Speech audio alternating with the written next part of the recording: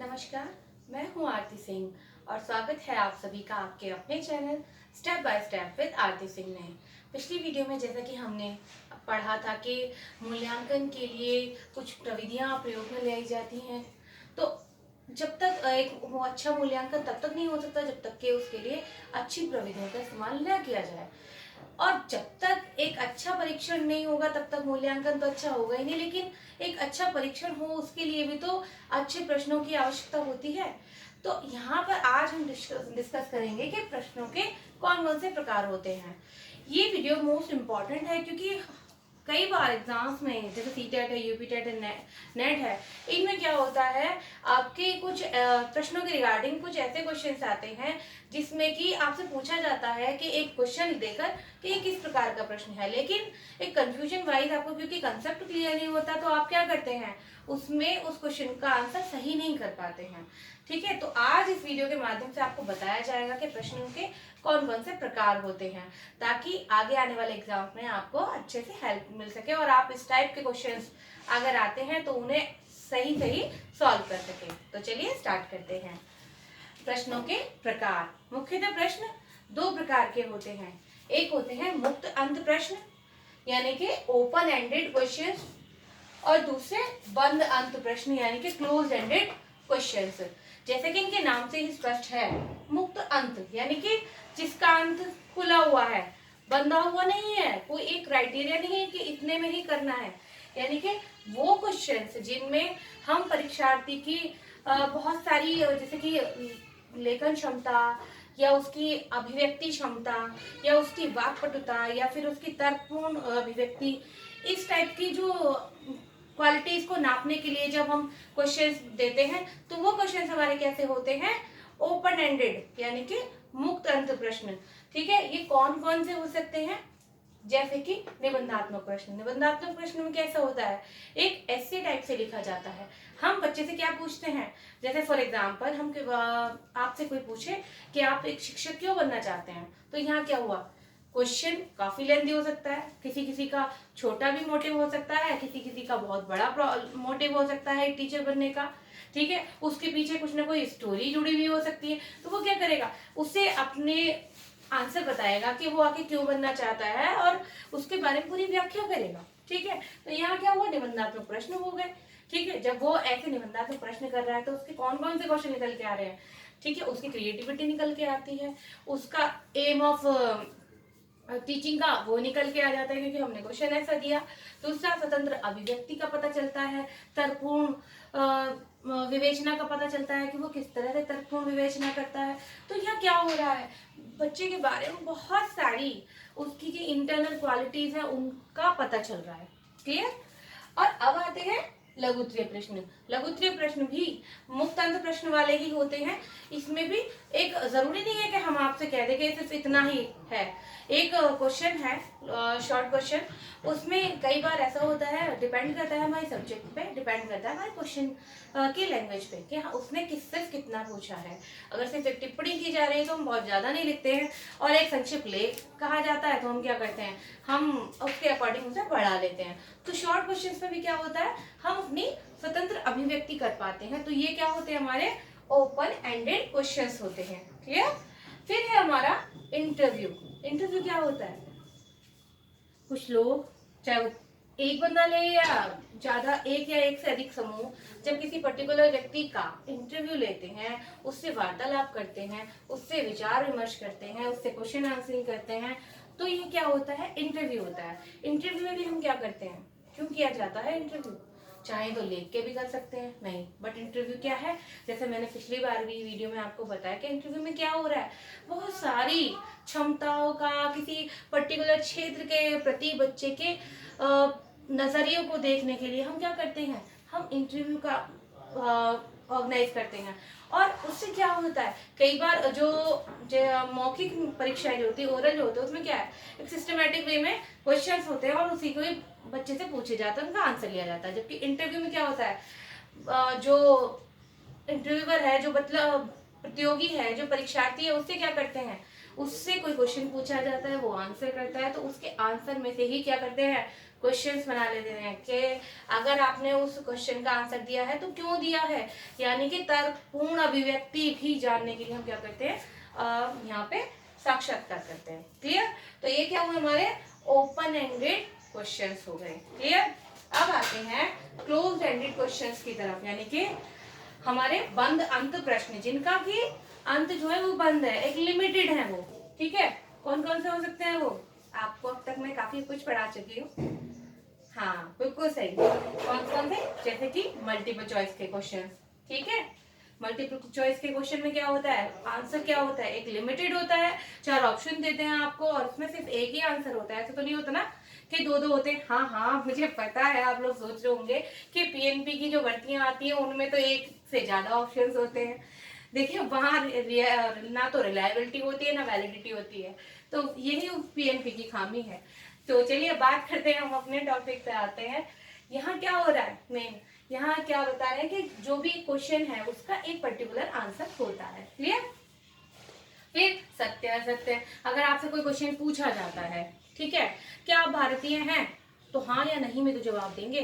क्या आप एक नौकरी पेशा है, हाँ या नहीं में तो जवाब देंगे, है ना। तो यहाँ क्या हुआ, लिमिटेड है, सिर्फ उतने में ही आंसर देना है जितने की अपेक्षा की जा रही है। क्लियर? फिर है मिलान वाला। मिलान वाले में भी ऐसा तो है नहीं भाई, एक ग्रुप दे दिए यहाँ पर, ठीक है, एक ग्रुप दे दिए यहाँ पर आपको, ठीक है। फॉर एग्जाम्पल यहाँ पर व्यक्तियों का एक समूह का नाम दे दिए, अमित, राघव, आपका सुमन और कंचन और विवेक, ठीक है, इस तरह से दे दिए। अब उधर क्या करना है आपका, मिलान करना है। 2 ऑप्शन दे दिए गए, स्त्री और पुरुष, तो आप क्या कर रहे हैं उसमें, जो जो लेडीज थी, जो फीमेल थे वो फीमेल से मिला दिया, जो मेल थे उन्हें मेल से मिला दिया। तो हमने यहाँ क्या किया, सिर्फ उन्हें सिर्फ मिलान ही तो किया था, वहां पे सिर्फ वहां तक ही तो सीमित थे, हमसे कोई व्याख्या तो नहीं पूछी गई ना, हमने ऐसा तो नहीं कि अपने पास से कोई और ऑप्शन जोड़ दिया हो, नहीं ना।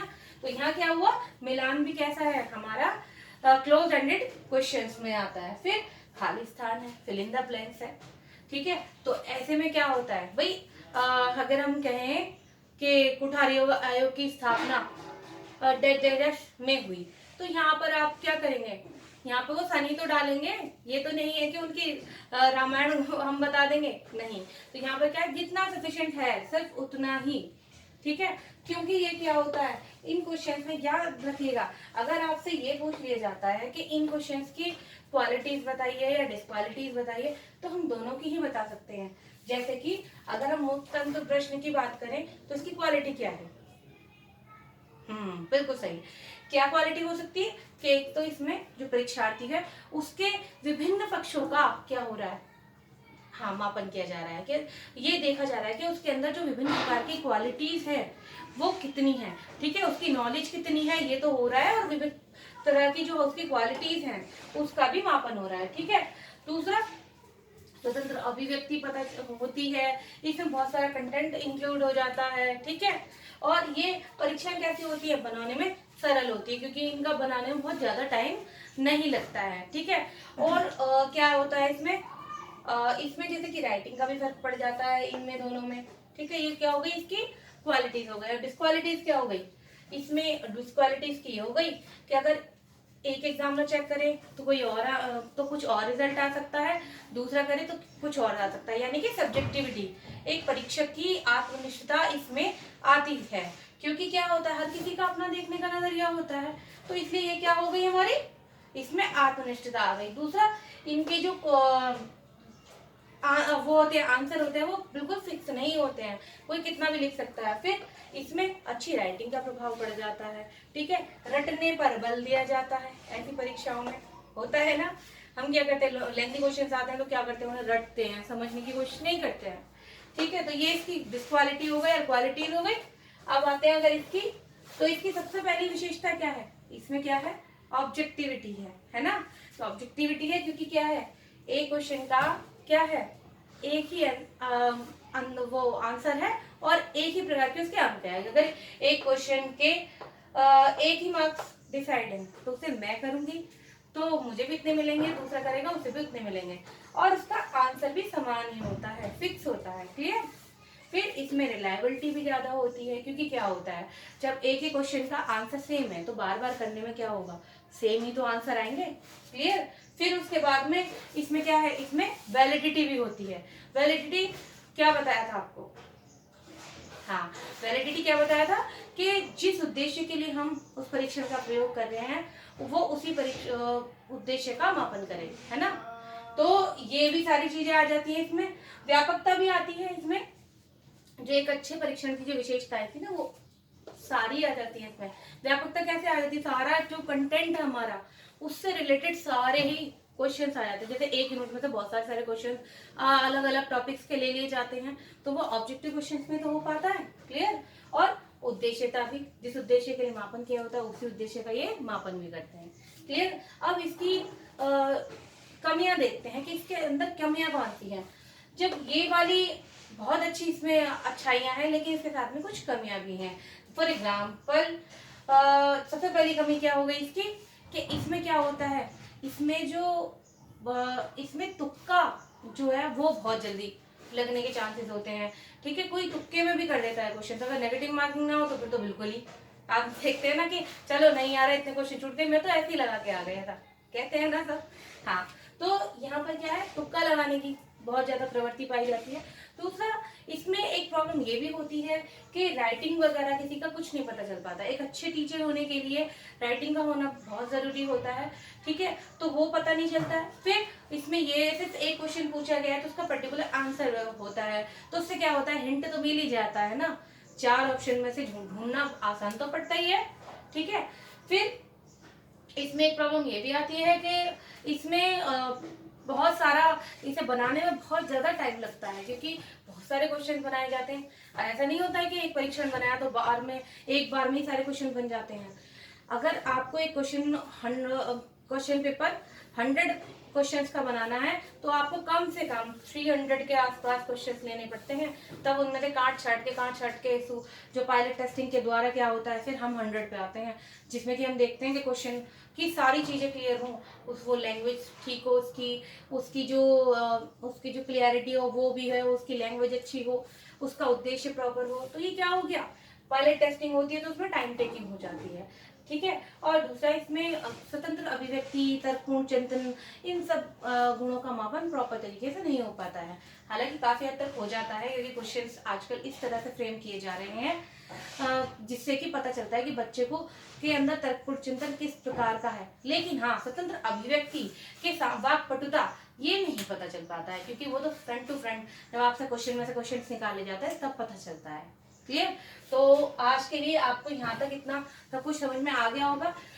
एक वीडियो ऐसी ही बनाएंगे जिसमें कि हम सारे के सारे जो भी पढ़ाया गया है उससे रिलेटेड कैसे कैसे क्वेश्चंस आते हैं एग्जाम्स में आपके, चाहे टीचिंग रिगार्डिंग एग्जाम्स हो चाहे आपके कोर्स वाइज हो, तो उसमें आपको क्वेश्चन के साथ में बताया जाएगा कि ये चीज हमने आपको वहां पढ़ाई थी। और मैं श्योर हूँ कि जब मैं वो चीज पढ़ाऊंगी तो आप उसे, अगर आपने मेरी वीडियोस को अच्छे से देखा है तो आप उसे खुद ही मन अनुमान लगा लेंगे कि इसका आंसर तो ये होना चाहिए। क्लियर। तो आज के लिए इस वीडियो में सिर्फ इतना ही, मिलते हैं नेक्स्ट वीडियो में। धन्यवाद।